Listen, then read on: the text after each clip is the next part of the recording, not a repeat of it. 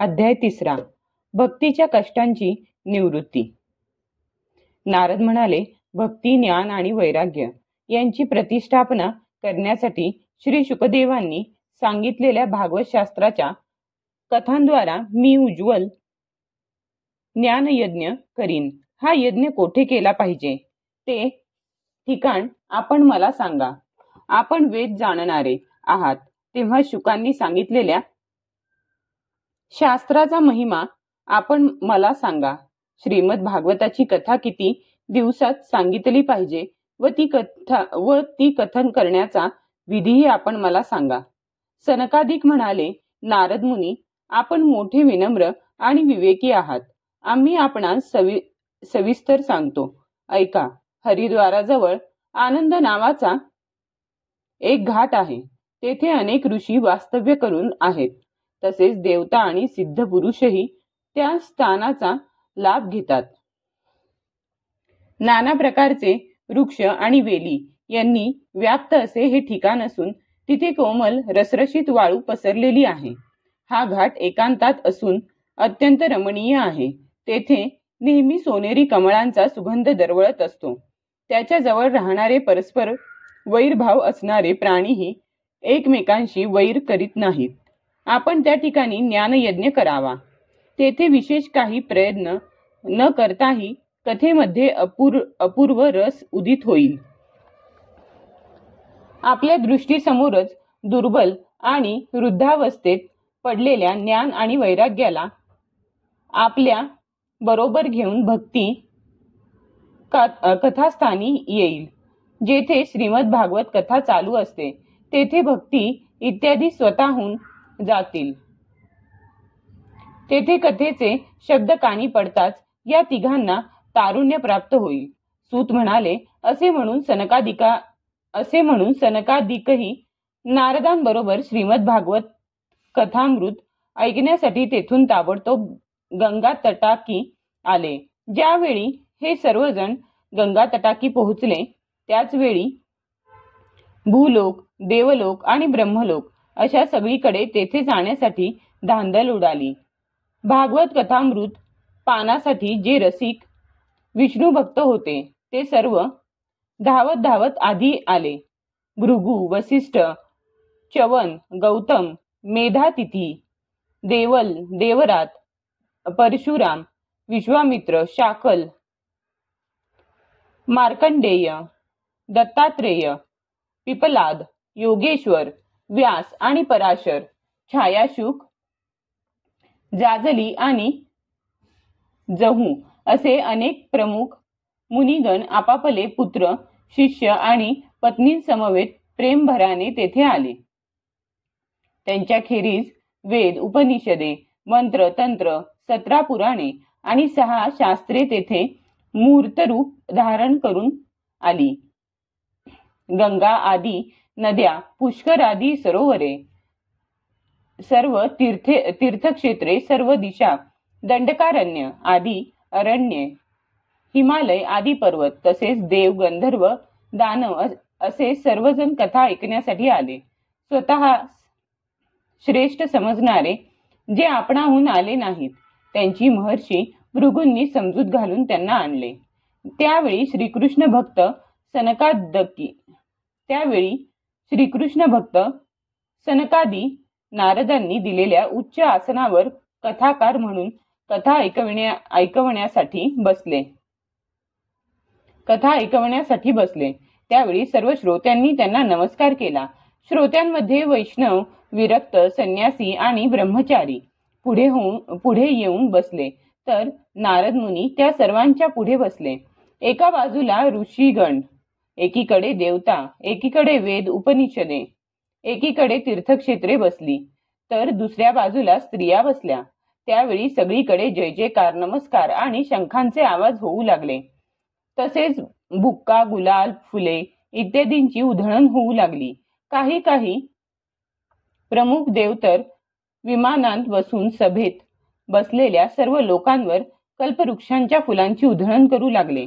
सूत म्हणाले, अशा प्रकारे जेव्हा सर्वजण एकाग्रचित्त झाले तेव्हा सनकादिक ऋषी मुनिवर नारदांना श्रीमद भागवताचे महात्म्य स्पष्ट करून सांगू लागले. सनकादिक म्हणाले, आता आम्ही आपल्याला या शुकशास्त्राचा भागवत शास्त्राचा महिमा सांगतो. याच्या केवळ श्रवणाने मुक्ती हाती लागते.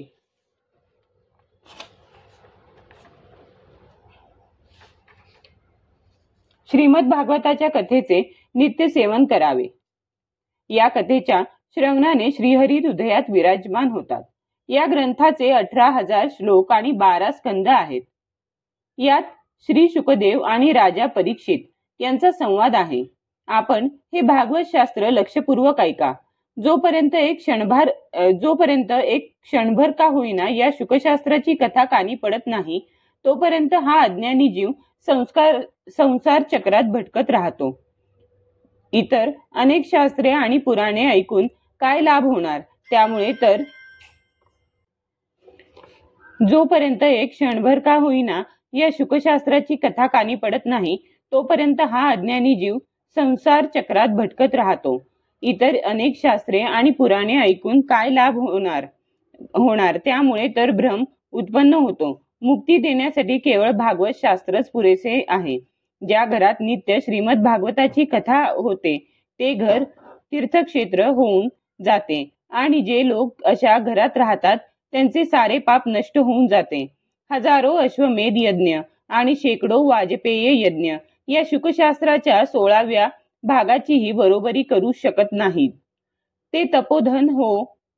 जोपर्यंत मनुष्य मात्र श्रीमद भागवताचे अवधानपूर्वक श्रवण करीत नाहीत, तोपर्यंत त्यांच्या शरीरामध्ये पापांनी ठाण मांडलेले असते. फलाच्या दृष्टीने पाहिले तर गंगा, गया, काशी, पुष्कर किंवा प्रयाग ही तीर्थेही शुकशास्त्र कथेची बरोबरी करू शकत नाहीत. जर आपल्याला मोक्ष प्राप्तीची इच्छा असेल तर श्रीमद भागवताच्या अर्ध्या अगर चतुर्थाश श्लोकाचा स्वमुखाने नित्य नियमाने पाठ करीत जा. ओंकार, गायत्री मंत्र, पुरुष सूक्त, तिन्ही वेद, श्रीमद भागवत, ओम नमो भगवते वासुदेवाय हा द्वादशाक्षरी मंत्र, सूर्य भगवान, प्रयाग, संवत्सर रूप, काल, ब्राह्मण, अग्निहोत्र, गाय, द्वादशी, तिथी, तुळस, वसंत ऋतू आणि भगवान पुरुषोत्तम या सर्वांना बुद्धिमान लोक तत्वतः समान मानतात. जो पुरुष नित्य अर्थासहित श्रीमद भागवत शास्त्र पठन करतो त्याच्या कोट्यवधी जन्मांचे पाप नाहीसे होते. यात मुळीच शंका नाही. जो मनुष्य नियमितपणे भागवताच्या अर्ध्या किंवा चतुर्थांश का होईना श्लोकाचा पाठ करतो त्याला राजसूय आणि अश्वमेध यज्ञ केल्याचे पुण्य प्राप्त होते. नित्य भागवताचा पाठ करणे, भगवंतांचे चिंतन करणे, तुळशीला पाणी घालणे आणि गायीची सेवा करणे हे सर्व एकसारखे आहे. जो पुरुष अंतकाळी श्रीमद भागवत ऐकतो भगवान त्याच्यावर प्रसन्न होऊन त्याला वैकुंठ धामाला नेतात. जो पुरुष सुवर्ण सिंहासनासह भागवताचे दान विष्णू भक्ताला देतो त्याला भगवंतांचे सायुज्यपद अवश्य प्राप्त होते.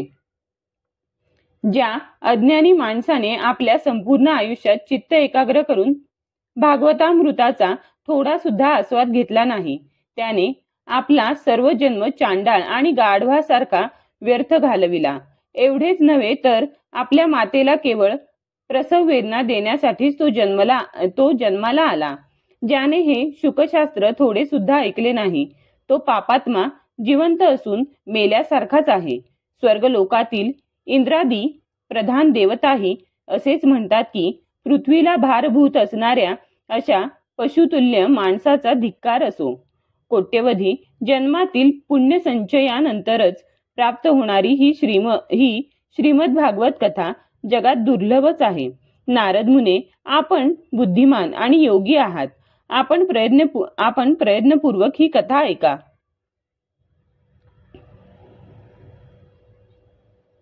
ही कथा ऐकण्यासाठी ठराविक दिवसांचेच असे काही बंधन नाही, नेहमी ऐकणेच चांगले. ही कथा सत्याचरण आणि ब्रह्मचर्य पालन पूर्वकच ऐकणे उत्तम समजले गेले आहे. परंतु कलियुगात असे होणे कठीण असल्याने ही कथा ऐकण्याचा शुकमुनींनी सांगितलेल्या विशेष विधी समजावून घेतला पाहिजे. परंतु कलियुगात असे होणे कठीण असल्याने ही कथा ऐकण्याचा शुकमुनींनी सांगितलेला विशेष विधी समजावून घेतला पाहिजे. कलियुगात पुष्कळ दिवसांपर्यंत चित्तवृत्ती ताब्यात ठेवणे, नियमांना बांधील राहणे आणि केवळ एकदाच पुण्य कार्याला वाहून घेणे अवघड असल्याने 7 दिवसांच्या श्रवणाचा विधी सांगितला आहे. श्रद्धापूर्वक केव्हाही श्रवण केल्याने किंवा माघ महिन्यात श्रवण केल्याने जे फळ प्राप्त होते तेच फळ 7 दिवसांच्या श्रवण विधीमध्ये शुकदेवांनी सांगितले आहे. मनाचा निग्रह नसणे, रोगग्रस्तता आणि कमी आयुष्य तसेच कलियुगातील अनेक दोष यांमुळे साप्ताह श्रवणानेच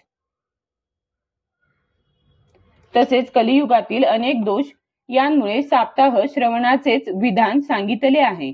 जे फळ तप, योग आणि समाधीमुळे मिळत नाही ते संपूर्ण फळ साप्ताह श्रवणाने सहजगत्या प्राप्त होते.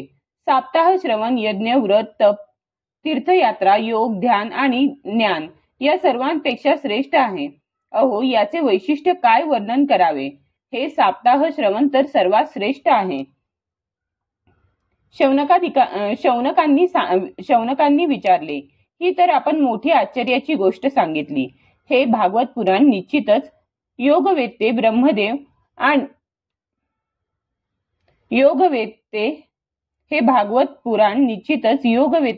ब्रह्मदेव यांचे आदी कारण असणाऱ्या श्री नारायणांचेच निरूपण करीत आहे. पण मोक्षप्राप्तीसाठी ज्ञान इत्यादी सर्व साधनांचा तिरस्कार करूनही या युगात या पुराणाची ख्याती कशी झाली. सूत म्हणाले, हे पृथ्वीतल सोडून स्वधामाला गोलोकाला जाण्यासाठी जेव्हा भगवान श्रीकृष्ण निघाले तेव्हा त्यांच्या तोंडून 11व्या स्कंधातील ज्ञानोपदेश ऐकून उद्धवांनीही असेच विचारले होते. उद्धव म्हणाले, हे गोविंद, आपण आपल्या भक्तांचे कल्याण करून स्वधामास जाऊ इच्छिता, परंतु माझे मन चिंताग्रस्त आहे. माझी चिंता ऐकून तिचे निरसन करून आपण माझे समाधान करा. आता घोर कलियुग आलेच आहे. आता पुन्हा अनेक दुष्ट प्रगट होतील. त्यांच्या संसर्गाने जेव्हा अनेक सत्पुरुषही क्रूर स्वभावाचे होतील तेव्हा त्याच्या भाराने दबून गेलेली ही गायरूपी पृथ्वी कोणाला शरण जाईल. हे कमलनयना, मला तर हेच रक्षण करणारा आपल्याशिवाय दुसरा कोणी दिसत नाही. हे कमलनयना, मला तर हिचे रक्षण करणारा आपल्याशिवाय दुसरा कोणी दिसत नाही. म्हणून हे भक्तवत्सला, साधू पुरुषांवर कृपा करा आणि येथून जाऊ नका. भगवान आपण निराकार आणि चिन्मय असूनही भक्तांसाठी हे सगुण रूप धारण केले आहे.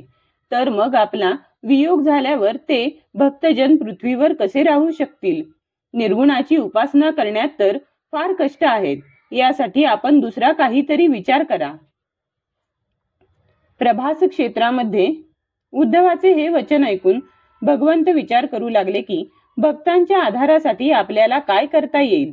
तेव्हा भगवंतांनी आपले तेज भागवतामध्ये स्थापित केले आणि अंतर्धान पाहून त्यांनी या भागवत रूपी समुद्रात प्रवेश केला. म्हणून ही भगवंतांची प्रत्यक्ष वाङ्मय मूर्ती आहे. भागवताची आराधना, श्रवण, पठन किंवा दर्शन सुद्धा मनुष्याची पापे नष्ट करते. असे असल्याने याचे साप्ताह श्रवण सर्वश्रेष्ठ मानले गेले आहे आणि कलियुगात तर अन्य सर्व साधने दुय्यम समजून यालाच सर्वश्रेष्ठ धर्म मानले आहे. कलियुगात हाच एक असा धर्म आहे की ज्यामुळे दुःख, दारिद्र्य, दुर्भाग्य आणि पाप यांचा सर्वनाश होतो आणि काम, क्रोधादी शत्रूंवर विजय प्राप्त करता येतो. भगवंतांच्या मायेपासून सुटका होणे जिथे देवतांनाही अवघड आहे तिथे मनुष्याची सुटका कशी होणार. म्हणून मायापाश सुटण्यासाठी सुद्धा सप्ताह श्रवणाचा विधी सांगितला आहे. सूत म्हणाले, शौनका, ज्यावेळी सनकादिक मुनिवर्य सप्ताह श्रवण विधीची याप्रमाणे प्रशंसा करीत होते, त्यावेळेला सभेत एक आश्चर्य घडले. ते मी तुला सांगतो, ऐक. तारुण्यावस्था प्राप्त झालेल्या आपल्या 2 पुत्रांना घेऊन पवित्र प्रेमरूप भक्ती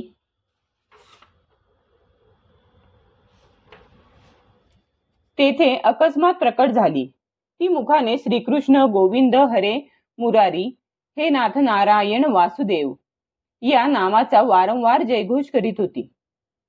तेव्हा सभासदांनी सुंदर वेश धारण केलेली भक्ती भागवताच्या अर्थाचे दागिने अंगावर घालून तेथे आल्याचे पाहिले. मुनींच्या मध्ये हिचे आगमन कसे झाले याविषयी सभेतील सर्वजण तर्कवितर्क करू लागले. तेव्हा सनकादिक म्हणाले की भागवत कथेच्या अर्थातून आत्ताच ही येथे प्रकट झाली आहे. हे ऐकून भक्ती आपल्या पुत्रांसह अत्यंत विनम्र भावाने सनत कुमारांना असे म्हणाली. भक्ती म्हणाली, कलियुगात माझा लोभ झाला होता. कथामृताचे संचन करून आपण मला आजच पुष्ट केलेत. आपण मला आता असे सांगा की मी कोठे राहू. हे ऐकून सनकादिक तिला म्हणाले, तू भक्तांना भगवत स्वरूप देणारी, त्यांचे अनन्य प्रेम संपादन करणारी आणि त्यांचा भवरोग नाहीसा करणारी आहेस. म्हणून तू धैर्य धारण करून विष्णू भक्तांच्या हृदयात निरंतर वास करून राहा. या कलियुगातील दोषांचा लोकांवर प्रभाव पडणारा असला तरी तुझ्यावर त्या दोषांची दृष्टी सुद्धा पडू शकणार नाही. अशा प्रकारे आज्ञा होताच भक्ती ताबडतोब भक्तांच्या हृदयात विराजमान झाली. ज्यांच्या हृदयात केवळ हरिभक्तीचाच निवास आहे, ते भले निर्धन का असेनात. ज्यांच्या हृदयात केवळ हरिभक्तीचाच निवास आहे, ते भले निर्धन का असेनात, परमधन्य आहेत. कारण या भक्तीच्या दोरीने बांधलेले साक्षात भगवानही आपले परमधाम गोलोक सोडून भक्तांच्या हृदयात येऊन निवास करतात. या पृथ्वी तलावर हे भागवत साक्षात परब्रह्माचे स्वरूप आहे. याची महती याहून अधिक आम्ही किती म्हणून वर्णन करावी. भागवताच्याच आश्रयाने त्याचे कथन करणारा आणि ऐकणारा दोघांनाही भगवान श्रीकृष्णांची सारूप्य मुक्ती प्राप्त होते. म्हणून याखेरीज अन्य धर्माचरणाची काय गरज आहे. अध्याय 3 समाप्त.